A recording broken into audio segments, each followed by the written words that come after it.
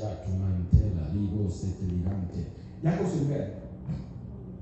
Sasa tunavyoongea sasa hivi kuna mambo yote tunayasikia kwa sasa hivi, kama tunaongea sawa, na kwenda kuachilia nguvu ya Mungu mahali hapo.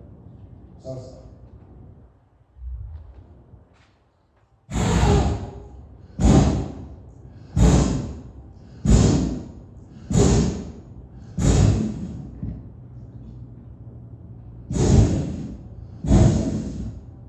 power.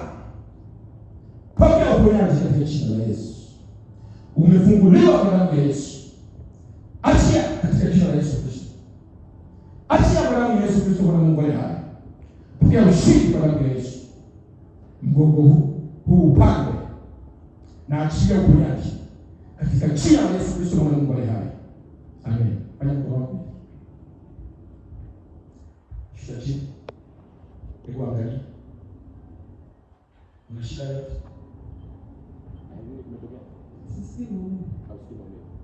Mungu akubariki.